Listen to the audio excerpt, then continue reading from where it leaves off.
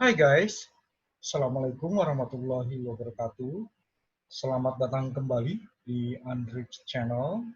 Kali ini kita masih mengupas teks basic, dasar-dasar perpajakan, yang disajikan dengan cara Q&A. Dan kita masih dalam pengenalan ketentuan umum dan tata cara perpajakan atau KUP. Kita akan mengupas wajib pajak non-efektif. Oke guys, terima kasih sudah like dan share. Jangan lupa subscribe guys. Oke, selamat menyaksikan.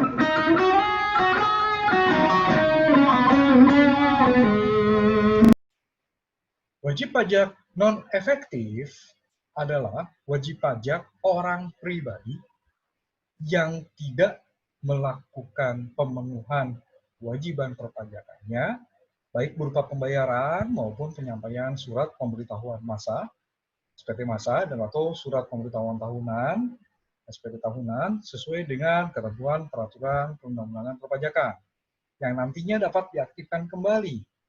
Wajib pajak non-efektif atau WPNE itu tidak memiliki permasalahan subjektif dan objektif, namun belum dilakukan penghapusan NPWP, guys. Oke. Nah, kepala KPP atau pejabat yang ditunjuk oleh Ditjen Pajak dapat menetapkan wajib pajak non-efektif berdasarkan permohonan wajib pajak atau secara jabatan. Oke.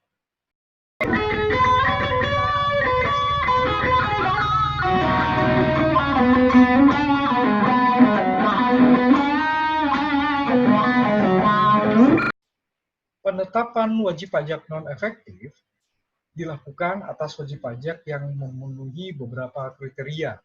Pertama, wajib pajak orang pribadi yang melakukan kegiatan usaha atau pekerjaan bebas yang secara nyata tidak lagi melakukan kegiatan usaha atau pekerjaan bebas. Wajib pajak orang pribadi yang tidak melakukan kegiatan usaha atau pekerjaan bebas dan penghasilannya ternyata di bawah PTKP, guys. Atau juga wajib pajak orang pribadi ya yang tidak melakukan kegiatan usaha atau pekerjaan bebas yang memiliki NPWP untuk digunakan sebagai syarat administratif antara lain guna memperoleh pekerjaan atau membuka rekening keuangan. Dan juga wajib pajak non-efektif itu bila memenuhi kriteria wajib pajak orang pribadi yang bertempat tinggal atau berada di luar negeri lebih dari 183 hari dalam jangka waktu 12 bulan yang telah dibuktikan menjadi subjek pajak luar negeri sesuai dengan ketentuan perundang-undangan di bidang perpajakan dan tidak bermaksud meninggalkan Indonesia untuk selama-lamanya. Juga wajib pajak yang mengajukan permohonan penghapusan NPWP dan belum diterbitkan keputusan. Oke. Atau juga wajib pajak yang tidak menyampaikan SPT dan atau tidak ada transaksi pembayaran pajak baik melalui pembayaran sendiri atau melalui pemotongan atau pemungutan pihak lain selama 2 tahun berturut-turut. Oke, wajib pajak yang tidak memenuhi ketentuan mengenai kelengkapan dokumen pendaftaran PWP, disebut juga WPNE, guys. Wajib pajak yang tidak diketahui alamatnya berdasarkan penelitian lapangan. Wajib pajak yang diterbitkan NPWP cabang secara jabatan dalam rangka penerbitan SKPKB PPN atas kegiatan bangun sendiri. instansi pemerintah yang tidak memenuhi persyaratan sebagai pemotong atau pemungut pajak, namun belum dilakukan penghapusan PWP atau wajib pajak selain yang tadi guys, yang tadi disebut ya, ada banyak tadi, kurang lebih ada 10 tadi kalau nggak salah ya, yang tidak memenuhi persyaratan subjektif dan atau objektif, tetapi belum dilakukan penghapusan NPWP. Nah, itu kriterianya guys. Permohonan penetapan wajib pajak non-efektif diajukan secara elektronik atau tertulis, dilampiri dengan surat pernyataan wajib pajak non-efektif, dan dokumen mendukung yang menunjukkan bahwa wajib pajak memenuhi kriteria yang tadi guys. Termasuk surat pernyataan wajib pajak non-efektif dan dokumen yang menunjukkan bahwa wajib pajak memenuhi kriteria ini, yaitu dokumen elektronik dan afirmasi atau pernyataan secara sungguh-sungguh atas permohonan penetapan wajib pajak non-efektif yang disampaikan melalui layanan yang ditentukan oleh Direktorat Jenderal Pajak. Permohonan penetapan wajib pajak non-efektif secara elektronik dapat dilakukan melalui saluran tertentu, berupa aplikasi registrasi, kontak center, dan atau saluran tertentu lainnya. Oke, nah wajib pajak dengan MPP pusat, ya, wajib pajak dengan MPP pusat tidak dapat ditetapkan sebagai wajib pajak non-efektif. Dalam hal ternyata si pusat ini masih memiliki MPP cabang yang berstatus aktif. Permohonan penetapan wajib pajak non-efektif secara elektronik, melalui aplikasi registrasi, dilakukan dengan cara mengisi dan menyampaikan formulir penetapan wajib pajak non-efektif dan mengupload salinan digital soft copy lampiran permohonan dan dokumen pendukung, atau juga bisa melalui kontak center dan atau saluran tertentu lainnya yang dilakukan dengan memanfaatkan layanan yang ditentukan oleh Dijen Pajak. Formulir penetapan wajib pajak non-efektif yang telah diisi dan disampaikan melalui aplikasi registrasi dianggap telah ditandatangani secara elektronik atau digital dan mempunyai kekuatan hukum tetap. Dalam rangka proses pengajuan penetapan wajib pajak non-efektif melalui kontak center atau saluran tertentu lainnya, wajib pajak harus memenuhi proses validasi identitas untuk membuktikan bahwa wajib pajak sendiri yang mengajukan permohonan dimaksud. Oke, permohonan penetapan wajib pajak non-efektif secara elektronik melalui kontak center dan atau saluran tertentu lainnya dinyatakan telah diterima oleh Dijen Pajak. Dalam hal wajib pajak menyatakan afirmasi atau pernyataan secara sungguh-sungguh atas permohonan penetapan wajib pajak non-efektif yang disampaikan melalui layanan ditentukan oleh Direktorat Jenderal Pajak.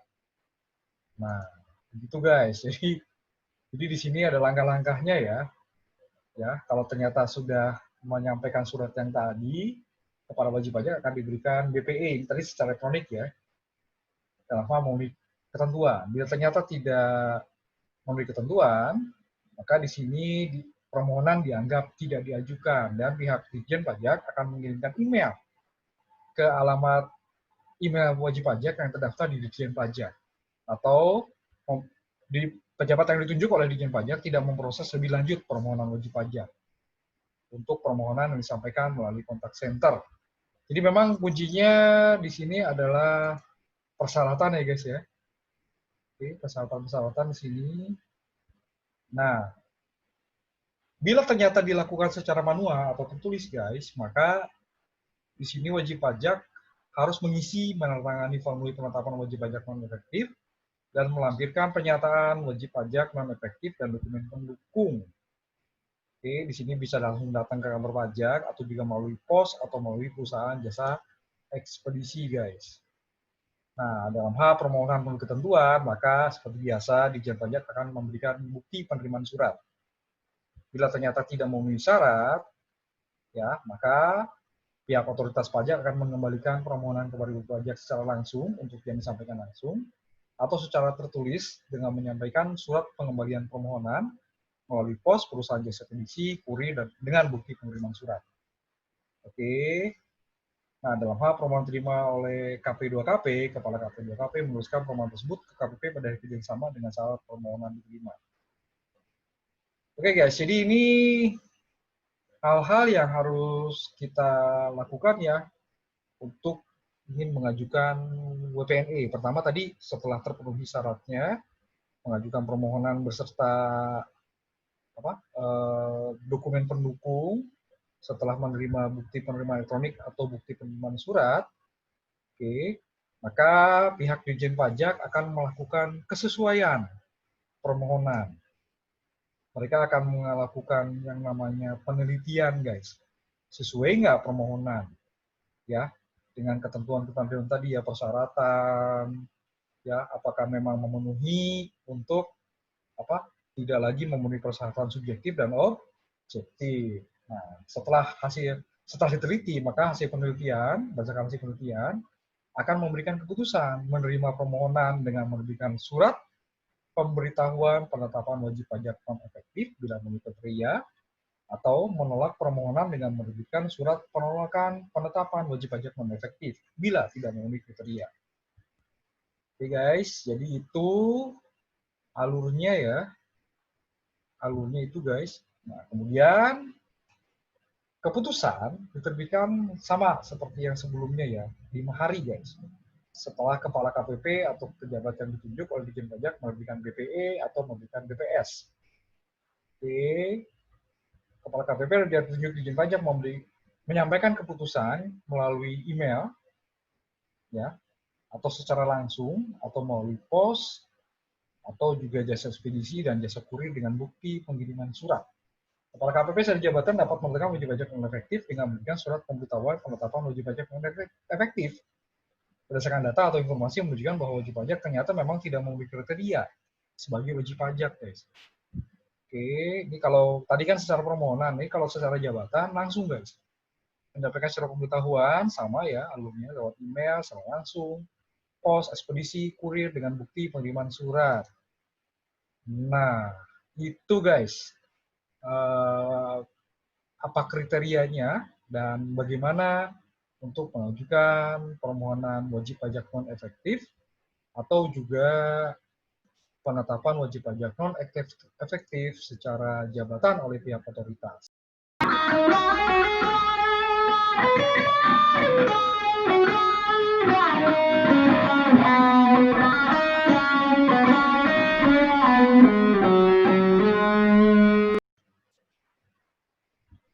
Bisa guys, wajib pajak non efektif bisa diaktifkan kembali. Nah, kita bisa lihat guys ya di peraturan pelaksanaan dari Undang-Undang KUP, terkait dengan pengaktifan kembali di sini wajib pajak non efektif. Kepala KPP atau pejabat yang ditunjuk oleh Dijen Pajak dapat mengaktifkan kembali wajib pajak non efektif. Dalam hal wajib pajak tersebut tidak memenuhi kriteria sebagai wajib pajak non efektif, baik berdasarkan permohonan wajib pajak atau secara jabatan. Permohonan pengaktifan kembali wajib pajak non efektif dapat dilakukan secara elektronik atau tertulis dan dilampiri dengan dokumen pendukung yang menunjukkan bahwa wajib pajak ternyata tidak memenuhi wajib kriteria sebagai wajib pajak non efektif. Dokumen pendukung di sini dokumen elektronik yang menunjukkan bahwa wajib pajak tidak memenuhi kriteria wajib pajak non efektif. Oke, permohonan sama ya, bisa lewat aplikasi registrasi, kontak center atau salah satu lainnya. Tanggal pengaktifan kembali wajib pajak efektif terhitung sejak tanggal wajib pajak tidak lagi memenuhi kriteria sebagai wajib pajak non efektif. Permohonan pengaktifan kembali wajib pajak non efektif secara elektronik bila dilakukan secara elektronik ya. Sama di sini guys, melalui aplikasi registrasi dengan mengisi menyampaikan formulir pengaktifan kembali wajib pajak non efektif dan mengupload salinan digital, dokumen pendukung, atau juga bisa melalui kontak center atau saluran lainnya dengan memanfaatkan layanan diberikan oleh Dijen Pajak. Formulir pengaktifan kembali wajib pajak non efektif yang telah diisi disampaikan melalui aplikasi registrasi dianggap telah ditandatangani secara elektronik atau digital dan punya kekuatan hukum tetap yang punya kekuatan hukum guys. Dalam rangka proses pengajuan pengaktifan kembali wajib pajak non efektif melalui kontak center atau saluran tertentu lainnya, wajib pajak memenuhi proses validasi identitas untuk membuktikan bahwa wajib pajak sendiri yang mengajukan permohonan ini, guys. Ya, oke. Permohonan dinyatakan telah diterima dalam hal telah menyatakan afirmasi atau pernyataan secara sungguh-sungguh atas permohonan pengaktifan kembali wajib pajak non efektif yang disampaikan melalui layanan wajib pajak. Oke, seperti biasa, permohonan dapat diberikan bukti penerimaan elektronik, ya. Tapi dia juga tidak dianggap diajukan bila ternyata tidak memenuhi ketentuan proses afirmasi ini guys ya, validasi identitas. Itu guys ya. dengan memberitahukan kepada wajib pajak melalui email, atau pejabat penunjuk tidak proses lebih lanjut bila diajukan disampaikan melalui kontak center saluran tertentu. Itu guys, BPE ya. Permohonan pengaktifan kembali wajib pajak non efektif secara tertulis dilakukan dengan mengisi, menandatangani formulir sama lah ya kayak tadi yang pakai elektronik.